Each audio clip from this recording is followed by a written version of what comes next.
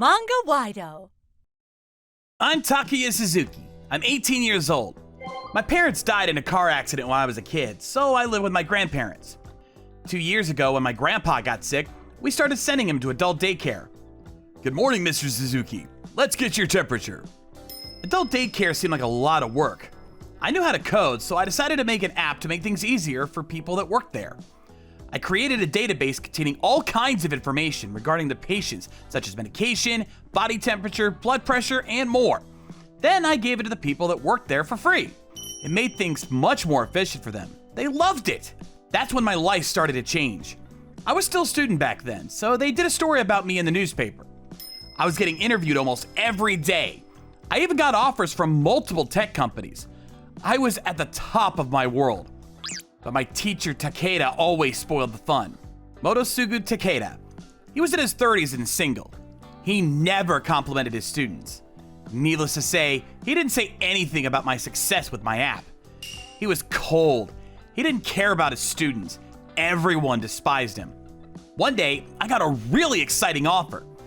This startup company called Ribura contacted me, offering me a job. They were one of the most famous startup companies in the country.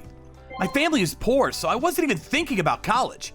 I wanted to start working as soon as possible and help out my grandparents.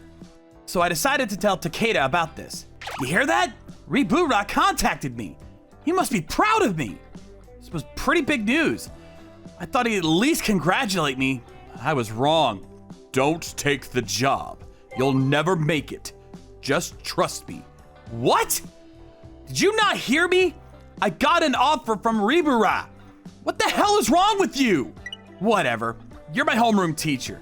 That's the only reason I told you. I don't care what you think.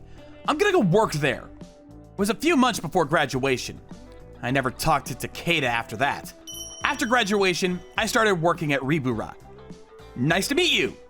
But it wasn't what I expected. My supervisor was a cold-hearted dickhead like Takeda. He never taught me anything. Whenever I made a mistake, he flipped out. And Toyama, the CEO, was even worse. Hey, new kid! Clean up the office! You're the youngest one here! Why do I have to tell you this, idiot? I don't think he liked me very much. But then, why offer me a job? It didn't make sense. Turns out the guy in HR saw all the hype around me and decided to hire me. That was it. Everyone started talking behind my back. They said I was stuck up. Hey, kid! About that new project. Stop complaining and do it! You said you could do anything, right? The schedule's too tight, sir. Toyama was always yelling at me. And work conditions were terrible at Ribura. There were many engineers there, but only a few of them could actually write code. There was a lot of work to be done, but we were clearly understaffed. Then I made a mistake. A pretty big one. Hey, idiot! What the hell did you do? I put you in charge of that project! I'm sorry. There were so many things I wanted to say to him, but it was a waste of time. You think you're hot shit because you made some apps when you were a kid? Whatever. You're fired. Get the hell out. I was thinking about quitting for a while anyway, so I packed up my things and left. On my way home, I remember what Takeda told me back in high school, so I decided to pay him a visit. So yeah, you were right. I got fired. I see. He brought out some snacks and tea for me. Then he sat down and apologized to me. I didn't know how to say it at the time. I'm not very good with words. Huh? You're a hard worker, and I knew what that guy was like. I had a feeling it wouldn't work. That's why I said all those things. Guy? Was he talking about the CEO? And he put his head down. What are you doing? Suzuki, I need your help. Will you help me start a company? Huh? He was trying to create an app for homeschooled kids. It was an online video chat app that could connect to up to 100 people. He actually tried to launch it when he was in college, but my partner, he betrayed me. I used to work with Toyama. Toyama had connections. He stole the whole idea and took everything for himself. Takeda tried to fight it, but he gave up and pursued a career in teaching. Suzuki, I need your help. Honestly, I wasn't that interested, but the system itself would be that complicated. I was out of a job anyway, so I decided to help. We rented an apartment and worked out of there.